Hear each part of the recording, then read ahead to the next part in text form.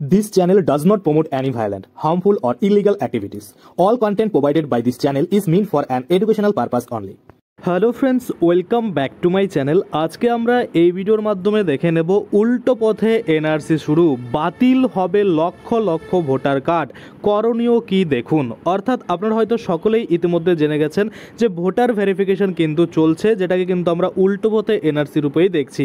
কারণ বহু voter card কিন্তু ইতিমধ্যেই বাতিল হয়েছে এবং পরবর্তীতে আরও কিন্তু বাতিল হবে। তো এখন আপনাদের করণীয় কি বা কি আপনাদের করতে হবে, বা এই ভোটার কার্ড বাতিল হওয়া থেকে কিভাবে আপনারা বিরত থাকতে পারেন, এই যে যাবতীয় তথ্য টোটালটাই কিন্তু আজকে আমরা এই ভিডিওর মাধ্যমে দেখে নেব। তো চলুন বেশি দেরি না করে ভিডিওটা শুরু করা যাক। তো দেখুন, আপনারা দেখতে পাচ্ছেন আপনাদের সামনে আমি একটা পেপার খুলে রেখেছি, যেখানে পরিষ্কারভাবে বলছে যে পরিযায়ীদের ভোট নিয়েই প্রশ্ন, কোর্টে যাবে কংগ্রেস। এখানে যদি ডিটেলসে দেখি আমরা কি বলা হয়েছে, দেখুন এখানে বলেছে যে যারা কোনো বিধানসভা এলাকায় সাধারণভাবে বাসিন্দা, শুধু তারাই কিন্তু সেই বিধানসভা কেন্দ্রের ভোটার তালিকায় থাকবেন। আর যারা কাজের সূত্রে বাইরে কোথাও থাকছেন, তাদের সেই ভিন্ন রাজ্যে বা ভিন্ন এলাকাতেই ভোটার তালিকায় নাম তুলতে হবে। যেখানে স্থায়ী ঠিকানা, সেখান থেকে নাম বাদ চলে যাবে। বিহার ও তারপরে পশ্চিমবঙ্গ সহ অন্য রাজ্যে ভোটার তালিকা পরিমার্জনের সময় এই নীতি মেনেই কিন্তু নির্বাচন কমিশন এগোতে চাইছে।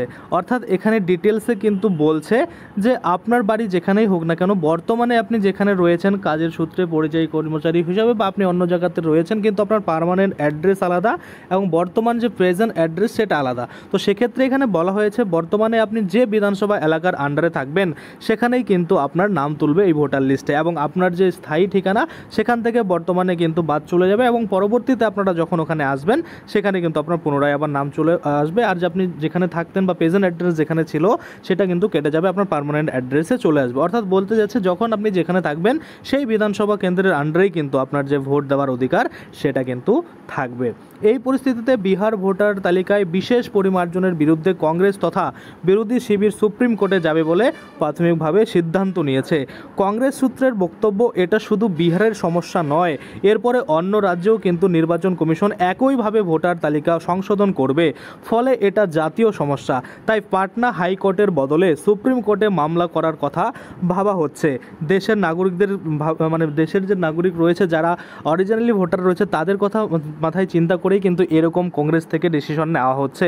আসলে এখানে পরিষ্কার করে এটুকুই বোঝাতে চেয়েছে যে যারা পরিযায়ী কর্মী রয়েছেন তারা কিন্তু যেখানে বর্তমানে থাকবেন সেখানেই কিন্তু আপনাদের এই ভোটার লিস্টে নাম তুলতে হবে, এবং পরবর্তীতে আপনারা যখন বাড়িতে চলে আসবেন, আপনার যে পার্মানেন্ট অ্যাড্রেস সেখানে চলে আসবেন, তখন কিন্তু আবারও আপনার যে নাম সেটা কিন্তু আপডেট হয়ে আপনার বিধানসভা কেন্দ্রে চলে আসবে। আপনি যেখানে কাজ করতেন সেখানে কিন্তু আর থাকবে না। তো এখন আপনাদের করণীয় কি দেখুন, এখন আপনাদের করণীয় আপনাদের কাছে যে ডকুমেন্টস আছে সেটাকে ঠিকভাবে কিন্তু প্রেজেন্ট করা। কারণ আপনারা হয়তো সকলে জানেন কিছুদিনের মধ্যে এই সংশোধিত ভোটার তালিকা সেটা কিন্তু প্রকাশ করা হবে। যাদের ঠিকঠাক ডকুমেন্টস আপলোড হবে, যাদের ভেরিফাই হতে পারবে এই ভোটার কার্ড, তাদেরই কিন্তু সেই নতুন তালিকায় নাম আসবে, না হলে কিন্তু আপনাদের নাম বাতিল হয়ে যাবে। এবং এমনটাই দেখানো হচ্ছে যে প্রায় 30 থেকে 35% ভোটার কিন্তু বিহারে বাতিল হয়ে যাচ্ছে। তো সেক্ষেত্রে আপনারা বুঝতেই পারছেন যে অনেকটা পরিমাণ কিন্তু ভোটার লিস্ট থেকে যে নাম বাদ পড়ছে, সেক্ষেত্রে লক্ষ লক্ষ ভোটার নাম কিন্তু বাদ পড়বে। সেক্ষেত্রে আপনাদের যে ডকুমেন্টস সেটা ঠিকঠাকভাবে আপনারা কিন্তু প্রেজেন্ট করতে পারলে, তাহলে পরবর্তী যে নতুন ভোটার লিস্ট তৈরি হবে সেখানে কিন্তু আপনাদের নাম থাকবে, কোনোভাবেই বাদ যাবে না। তাছাড়া কিভাবে কি করতে হচ্ছে ডিটেলসে প্রতিনিয়ত ভিডিও আপলোড করছি, সেই ভিডিওগুলো পেতে আপনারা অবশ্যই চ্যানেলটাকে সাবস্ক্রাইব করে পাশে যে বেল আইকনটা রয়েছে ওখানে ক্লিক করে এনেবল করে রাখবেন। তাতে করে কি হবে, যখনই আমি এই ধরনের কোনো ভিডিও আনাবো সেটার যে নোটিফিকেশান সেটা কিন্তু আপনার কাছে পৌঁছে যাবে। তো আজকের জন্য ভিডিওটা এখানে শেষ করছি, ধন্যবাদ।